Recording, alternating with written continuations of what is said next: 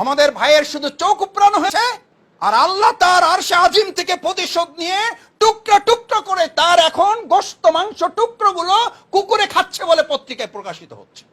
আমাদের সোহানের মা সেদিন কেঁদেছে, আজকে তাদের মেয়েরা রাস্তায় কাঁদছে আর বলছে আমাদের পুরা শরীর দরকার নাই, এক টুকরো মাংস হলেও চলবে।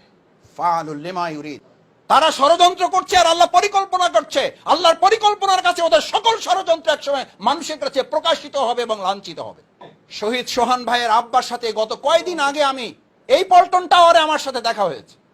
ঝিনাইদহের সোহান ভাই জড়িয়ে ধরে শুধু এটুকু বলছে যে মাসুদ ভাই আপনারা থাকলে আমার আর পরিবার কি, আপনারাই তো আমার পরিবার, আপনারাই তো আমার পরিবার। আমরা কেউ ভবিষ্যৎ বক্তা নই, এটি আমাদের বৈশিষ্ট্য নয়, এই দায়িত্ব আমাদেরকে আল্লাহ দেন নাই। আমি ওই দিন সাথে একটা কথা বলেছিলাম, শ্রদ্ধেয় ভাইজান বয়স কাছাকাছি তো কিছু বড় হবে, বেশি বড় হবে না, কারণ ওনার ছেলে যাকে শহীদ সোহান হত্যা করা হয়েছে মাত্র 16 বছর, এত ছোট্ট একটা শিশু, যার মা আফসোস করে বলেছিল আমার ছেলেটাকে যদি তোরা গুলি করে মেরেই ফেলবি তাহলে তোর চোখটা উপড়ালি কেন, কেন তার চোখটা উপড়ালি? এই আমাদের সোহানদের যারা চোখ উপড়িয়ে শহীদ করে যারা সমাজকর্তা সমাজকর্মী হিসেবে জনপ্রতিনিধিত্বের দায়িত্ব পালন করেছেন, আজকে তাদের ব্যাপারে জামাতের কথা বলতে হয় না, পত্রিকায় মিডিয়ায় আসছে, সন্দেহ করা হচ্ছে হয় চোরাকারবারির সাথে লিপ্ত, না হয় হুন্ডি ব্যবসার সাথে লিপ্ত, না হয় স্বর্ণ চালানের সাথে লিপ্ত।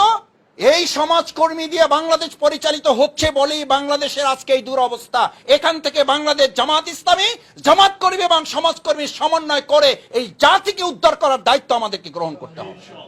আমি সোহান ভাইয়ের বাবাকে সেদিন শুধু এতটুকু বলেছিলাম, ভাইজান অপেক্ষা করুন, ইন্নাহু হুয়া ইউবদি ওয়া ইউঈদ ওয়া হুয়াল গফুরুল ওয়াদুদ যুল আরশিল মাজিদ ফাআলুল লিমা ইউরিদ।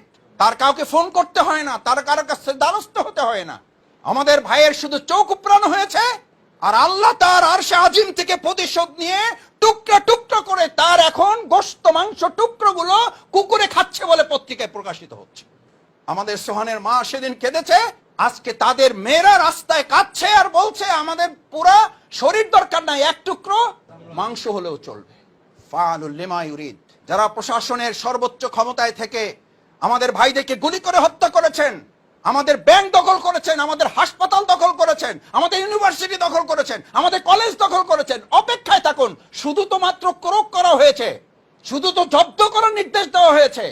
মিনিমাম যদি এদেশের বিচার ব্যবস্থার সামান্যটুকু বেঁচে থাকে, শুধু জব্দ এবং ক্রোক করার মধ্যেই শেষ হবে না, আপনাদেরকেও জনগণের কাঠগড়ায় দাঁড়িয়ে চূড়ান্ত বিচারের মুখোমুখি আপনাদেরকে হতে হবে। কারণ সমাজকর্মীর নামে আপনারা মানুষের প্রতি কি করেছেন?